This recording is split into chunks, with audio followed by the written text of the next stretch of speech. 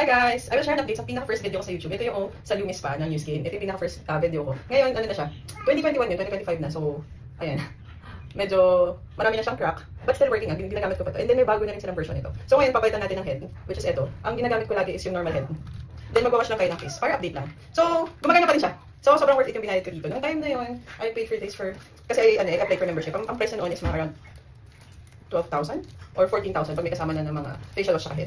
Pero nabili ko na siya 9,000 during those times. But ngayon, I think it's more expensive. So ito siya. Ito yung head. Lagay mo lang siya. Tama na. Automatic na siya. Ayan na siya. Ibig sabihin, it's working. So, ang gagawin muna natin is we will wash our face. Wet muna natin yung face natin. Ayan.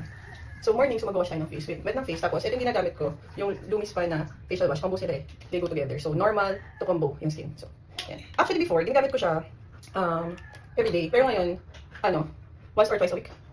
Or thrice. Depende. Pag kunyari nag-makeup ako that day, yan, spend muna natin itong Pag nag-makeup ako that day,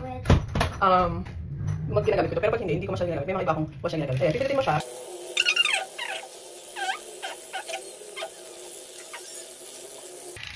Ayan, narinig yung hinto siya. Kasi every 30 seconds, i-warning ka na oy, naka 30 seconds na ako, dapat nasa kabilang part ka na. So, normally, hinahati mo yung face mo into 4 parts pag ginagamit mo ito. Pero ako since nagtagal na siya sa akin, ito ko lang siya ginagamit. I make sure lang na pataas yung Balik mo sa leg pa ba? Anong problema siya sa leg? Ayan. Narinig nyo, hininto siya pag sobrang diin yung Ayan, naka 1 minute na. Tapos ayan, pag kunyari sobrang diin mo sa mukha mo, hihinto din siya. So ayan, ganyan lang. Nakatulong siya, yung mga microscar mo, nababawasan. Di ba kunyari ito, pimple ka, nababawasan siya. Tapos, promotes collagen production din. Ayan, last week siya. So ito ang sikreto ng inyong tita. Cleansing lang. Tapos, hindi naman ako saling magkapit ng sobrang mamakain sa mukha.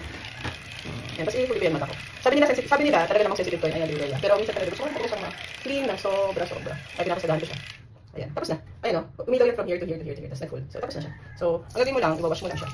Wash mo lang yung head. Hindi ko na mapahiga. Wash lang natin yung head. Pagka-wash ng head, ito. Ayan.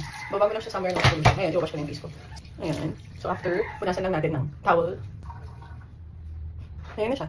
That's how my face look like after. Siya, nakaka-brighten talaga siya. And, naka-brighten sa lambot ng face mo after. I like it actually.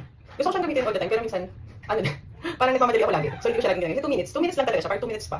Pero, lagi ako nagmamadali. I love it. So, yun na guys. Dialagay ko ng aking mga creams and everything this morning. I hope you enjoyed this video. At kung may gusto pa kayong video katulad nito, just comment down below. Bye!